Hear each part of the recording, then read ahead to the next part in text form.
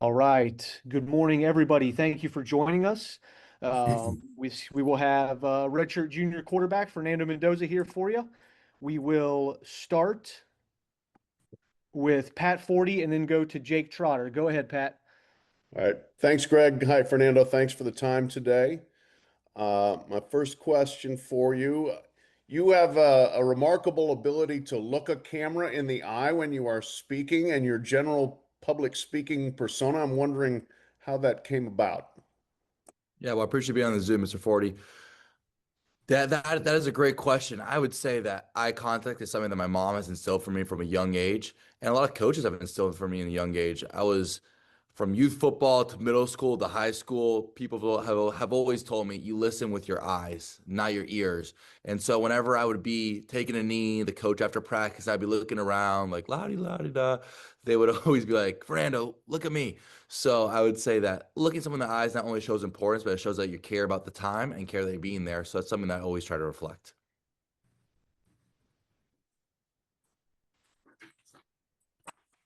Yeah. Hey, Fernando, can you take me through what it's been like having your brother at your side through the season? And then can you detail the pride that you two guys have in your Cuban family roots?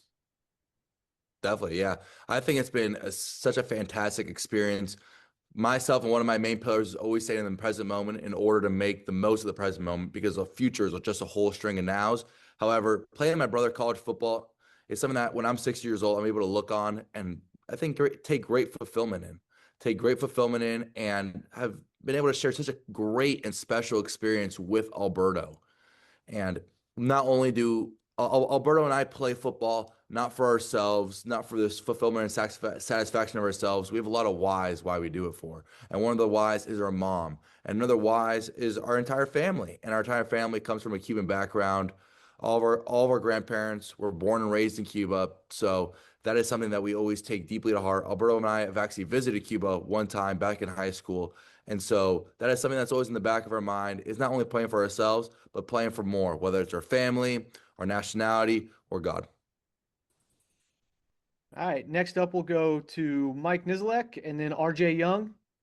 Yeah, Fernando, how have you I mean, the quarterback's in the spotlight all the time, no matter what, locally and everything, and your team, but how have you felt you've dealt with the national spotlight? Have you found it to be challenging at all as this has kind of picked up through the season? Yeah, I would love to sit here and lie to you and say that, it's been smooth. However, I would say it's a little challenging, but like any challenge, there's always an opportunity with it. There's always an opportunity to praise the Lord, to praise my teammates, to praise my coaches. So whenever the challenge presents itself, and I used like to see it as an opportunity. I like to see an opportunity to talk to all you wonderful folk. It's such a great opportunity to talk to the national media, local media, or whoever it is. So with the spotlight, and the spotlight, with the pressure of it, it comes a privilege. Like we are so blessed to be 11-0 at this point, and right now we're just focused on being 1-0.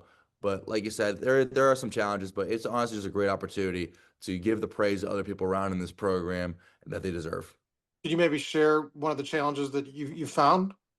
Yeah, I would say not this Zoom specifically, but throughout the entire season, as the season ramped up, and really after the Illinois week, there's a lot more media requests that we got from our team, and I wanted to shout out Mr. Campbell for helping us, for helping myself instead of front loading my media, saving to the bye week, so I'm able to maintain my normal Monday, Tuesday, Wednesday, Thursday, and Friday routine that's been working, and so I'm able to keep that consistency rather than throw a wrench in the schedule where I need to take a 2 hour off for a media interview, which is fantastic because, we want to highlight the IU program, want to highlight our teammates, and honestly, I want to highlight, just what we're doing here in Indiana.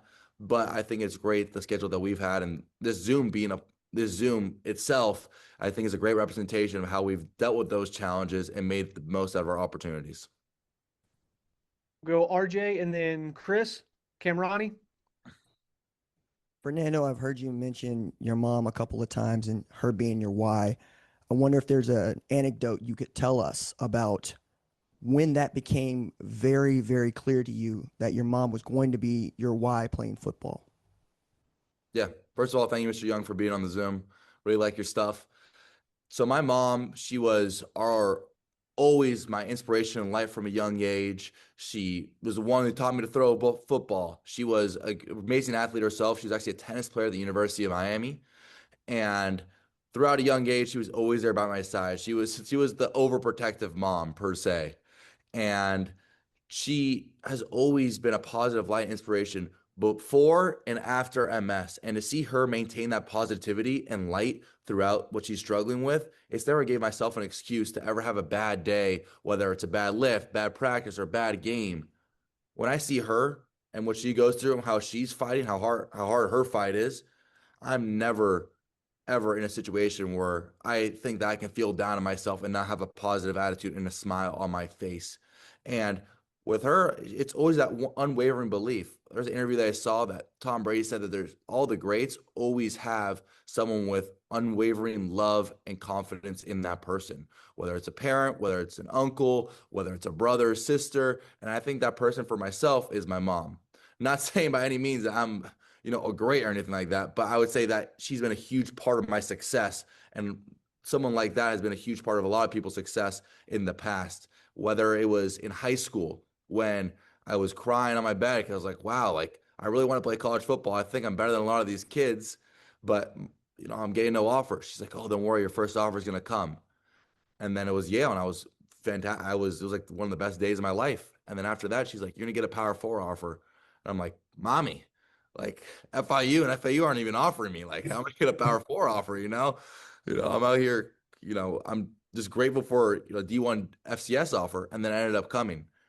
And whenever I got in first at Cal, she's like, you're gonna do great. You're gonna help turn that program around. And I was like, I don't even know. I know, like, I'm on the sideline here. I don't even know if I could play. These guys are moving so fast. And so whatever she said has came to light, and I just can't thank her enough for everything that she's been a part of my journey. And that is really my why. Both of my parents are my why, because my dad and my mom are such great inspirations, role models to myself. But just really just the pillars that my mom has instructed me from a young age with that unwavering belief and confidence in myself has really exponentially increased my success here in the football space. We'll go to Chris and then Mike Merritt. Hey, Fernando, in the history of college football, we've had one player of Hispanic or Latino descent who has won the Heisman Trophy. That was Jim Plunkett back in 1970. We could potentially see two players of Latino and Hispanic descent be nominated for the Heisman Trophy with you and Diego at Vandy. I guess I just wonder for you, what does that mean to be able to represent two communities in the sports realm that I think you could say are historically underrepresented from a football perspective? Yeah, I would say, first of all, it's such an honor.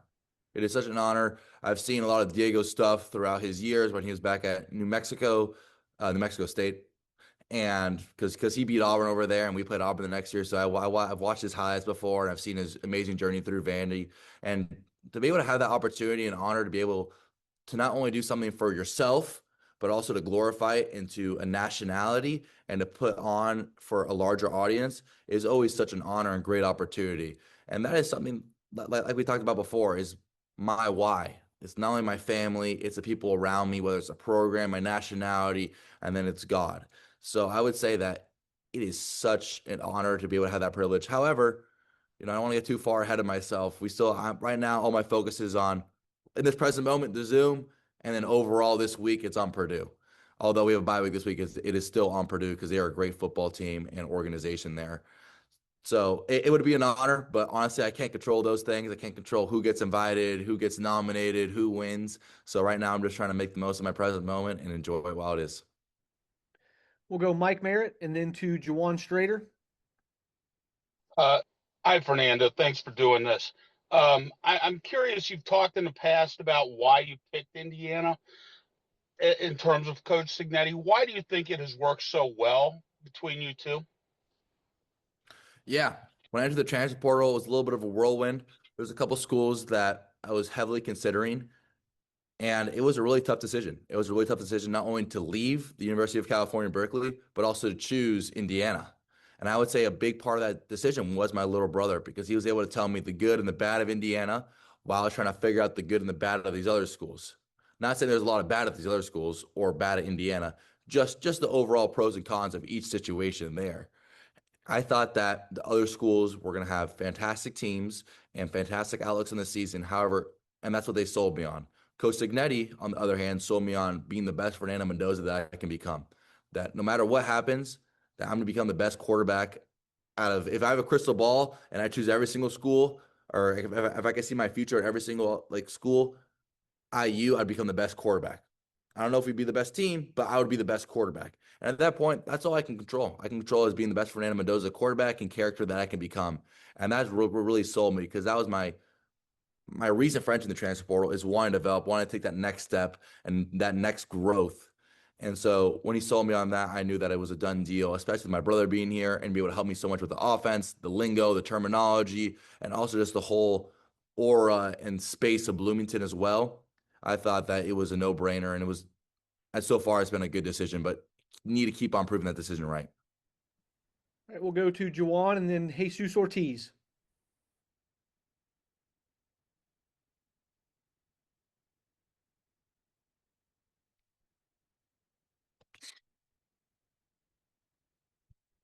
Juwan, you there? Can you hear me? Yes. Okay, there we go.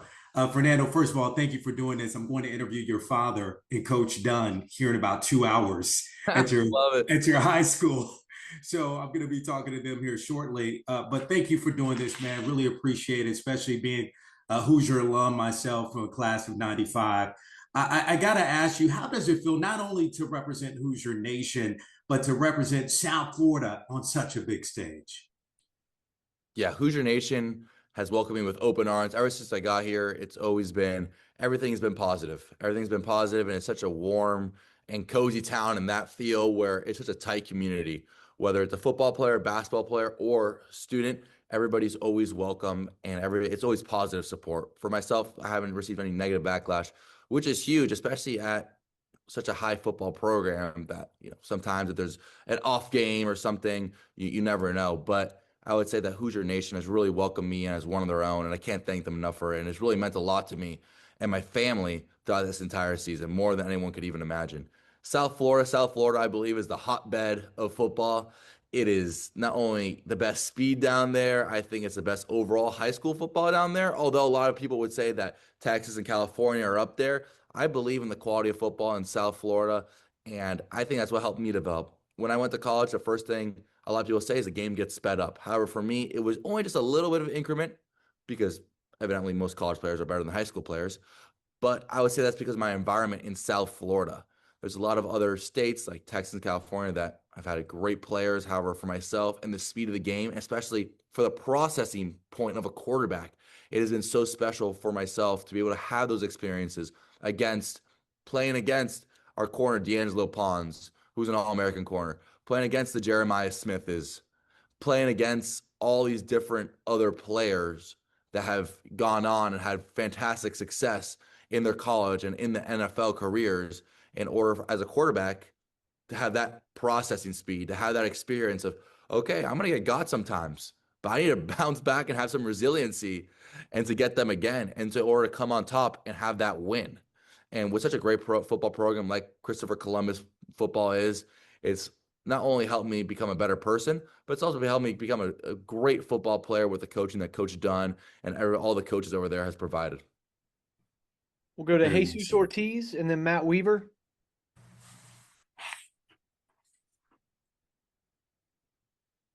Fernando, first of all, congratulations. I'm going to try to sneak in two questions here. The first one being just a couple of weeks ago, Marcel Reed was praising you, praising your personality, and telling us that you guys had a great summer together training. I want to know if you could share a little bit about that personality and if there's a memory that really sticks out. And secondly, if you could tell me what being Cuban means to you and in terms of likely having a chance of being the third Latino to win the Heisman Trophy. Yeah, first of all, Marcel and I were able to train for a weekend over the summer, and he was a great guy.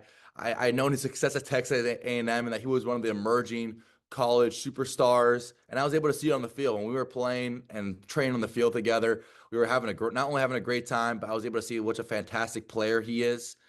After we worked out, we actually stayed the same quarterback trainer's house together.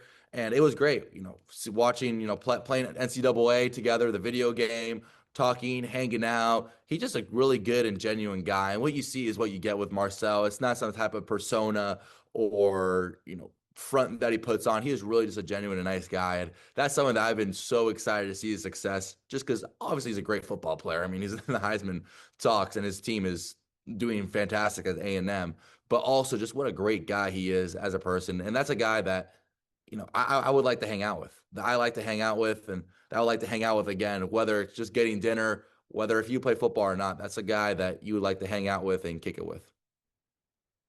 All right, we'll go Matt Weaver and then Joe Cronin. Hey, Fernando, how's it going? Doing great, Mr. Weaver. You mentioned this week, excuse me, in an interview that one of the things that Coach Signetti in Indiana told you on was when you come here is being the best version of yourself, the best Fernando Mendoza. Where do you think you've improved the most as a player, and how much is I'm sure he's been a big part of it, but what has Coach Whitmer meant to you and your improvement since you came to Bloomington? I don't even think I can put it in words how much Coach Whitmer has meant to me, not only on the physical standpoint, but also the mental standpoint of the game. He has been such a blessing and honestly one of the huge reasons that I've been having the season that we've had so far, especially from a quarterback play standpoint. He's really helped me become from a raw prospect to more refined. There's still a long way to go. You see, there's this half of the screen to go, a long way to go. But we've went from here to, I would say we've made a good jump. We've made a good jump. And Coach Whitmer, whether it's honestly basically hanging out the entire, summer day, watching film or talking on the phone, talking about footwork, it's been such a blessing for my brother and I and the entire quarterback room to have Coach Whitmer be a part of it, as he's such a great coach, not only physically with technique but he's so smart off the field mentally. He reminds me of like one of these young superstar coaches, like a Sean McVay. And so to have him there be my quarterback coach and to help have his input in the offense, along with Coach Signetti and Coach Shanahan, Coach Whitmer has really stepped up above and beyond and helped myself become the best Fernando Mendoza. And we're still on a long journey. We still have a long season to go and a lot of improvement to do. But to have him has been truly special. And I think that just the overall understanding of the game, the footwork, the timing, and the anticipation, and how good players never get bored. You don't need to be a superstar. You don't need to make a Superman play. You just need to make the right play, the right read, with the right timing, with the right technique. And so those are the things that he's really harped on myself. I'm taking it one play at a time. That has really helped myself exponentially grow this year. We'll go to Joe Cronin and then Pete DePremio. Hey, Fernando, good to see you. When you have a bye week like this, obviously everything is so focused on the present and what's upcoming.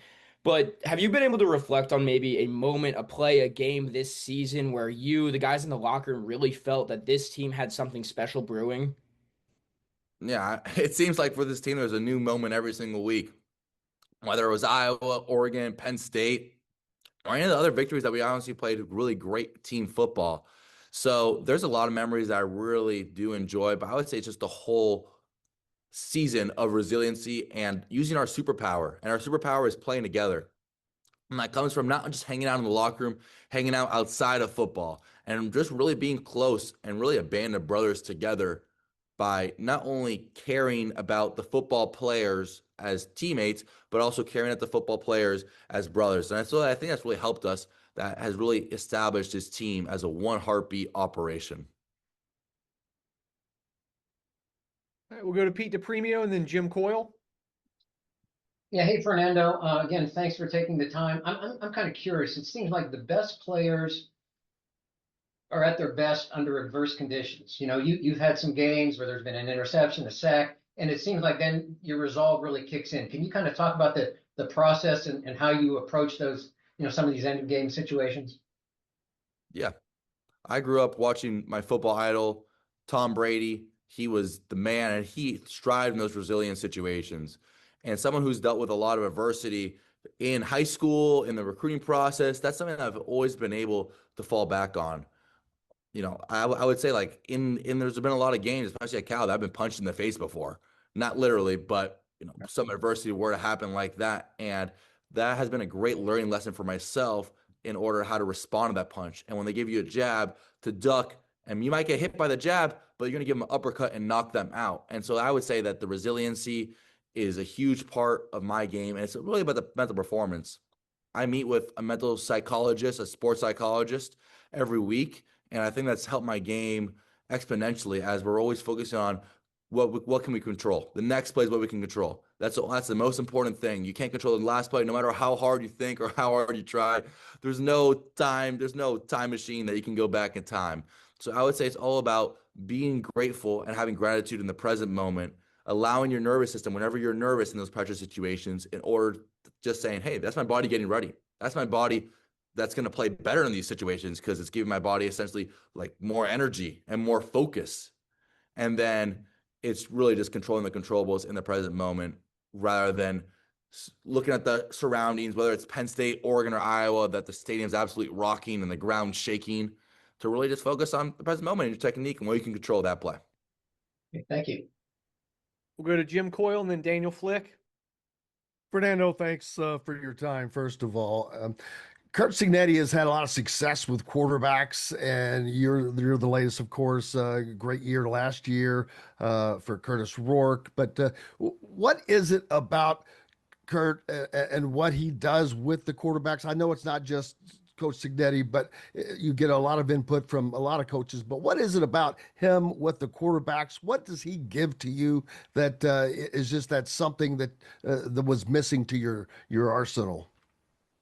Yeah, I would say that I get a lot of coaching from the other coaches. Like you mentioned, Coach Whitmer and Coach Shanahan have both been great football mentors myself. I would say Coach Cignetti is a great institutionalizer. And when the team's better, the quarterback plays better. And that's something that he always does. He always holds us to a high standard, whether it's the quarterback position, the offensive line position, or linebacker position. And so that standard raises the tide for everybody. And I would say that's what makes so many quarterbacks successful is whether people want to say it or not. Being a successful quarterback, not just a talented one, is a lot by situation. And so the situation that Coach Cignetti has not only coached his quarterbacks into, but put his quarterback into, has made a lot of quarterbacks successful, such as myself. We'll go to Daniel Flick and then Seth Toe. When you look at kind of handling that Heisman hype, what advice have you heard that's really helped you just, kind of really stuck throughout that process of handling that? Yeah, I was able to talk to Matt Leinart a couple of weeks ago, and he's a Heisman Trophy winner, fantastic quarterback, and has a great TV personality. His advice was similar that I got from a lot of others, but his really stuck with me is this only happens once. A lot of people, unless you're Tim Tebow, but a lot of people only go through this once and then they end up heading to the NFL or things happen. To just enjoy it, to take the present moment in. This is so special that although that you can kick it down the can down the road, that what an honor it is and how grateful and just giving all the glory to God. How great it is that I'm in this situation and that you're in this situation. And so whenever I hear about it, I'm thankful about it. I don't have anxiety looking forward to it like, oh, what's going to happen here and there? What if? I'm just like, wow, that's so cool. I never thought that I'd be at this moment, at this point. I just got to be grateful for it and keep on chugging because all that matters is this bye week and Purdue. We'll go to Seth and then to Sammy Jacobs. Yeah, Fernando, just when you played football in the backyard growing up, just what did you kind of picture your future in the sport looking like? Like, was, the highs being, in this Heisman race, like, was that something you kind of dreamed about growing up, playing in the NFL? Just what did you kind of picture your journey looking like when you were a kid? Yeah, I've always been a huge football fan. Always been a huge college football fan, high school football fan, and NFL fan. And whenever I was in the backyard playing with Alberta, we'd always make up situations where it was high pressure situations, whether it was University of Miami against the University of Florida or in the national championship or the Patriots against the Dolphins. Whatever the situation was, it was always a high pressure situation. And I think that's really helped my game a lot throughout. I know it sounds silly because it's in the backyard and it's not like actual schematic football, but I think that's helped myself a lot throughout my journey. And I always hear a lot of people that come back to whenever I was in preschool, kindergarten, not preschool, but elementary school, middle school, or high school, saying just work hard, anything's possible. And at that age, you always take it like, okay, cool, yeah. Did I ever think this was possible if I had to bet money on it? No, but it's so great what God's plan is and what you could do with a strong work ethic and a great support cast around you. I wouldn't say that this is, the pinnacle of my career by any chance. I think I still have a long way to go. I still think I'm a raw quarterback prospect. However, it's been great to be a part of this opportunity.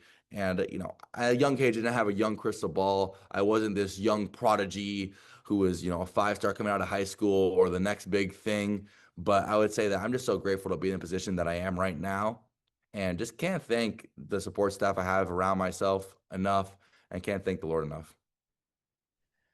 All right, we'll take two more. We'll go Sammy Jacobs and then to Eli. Fernando, thank you for taking our questions today. Coach Signetti said you guys needed the bye week. How do you balance getting enough rest, both mentally and physically, and keeping sharp? And then also you have Purdue coming up. Have you learned the significance of that rivalry? Can you feel it in the building? And what's your take on just playing for the old Oaken Bucket? Since I've got here, everyone's always talked about the Oaken Bucket, talked about the rivalry with Purdue. A lot of people here are calling them Purdue. However, I've never played them, so I can't call them anything because they're a great football team on film, and they're something to be taken extremely serious. And watching them on film, they're a really good football team. They're a really good football team. It's going to be a tough, gritty match. I think the weather conditions, it might snow over there, which would be really interesting. And I just can't wait to get a bite at the rivalry, just to be able to experience it, be able to play in it against such a great team, such a great defense that they have. And it's such an honor. It is such an honor to play Purdue, and not only to get here, but see the Purdue rivalry within basketball, which is a huge rivalry, in football, and really just see the alumni and how they harp on it, and really just can't wait to keep the Oaken Bucket and control the controllables in order for us to do so.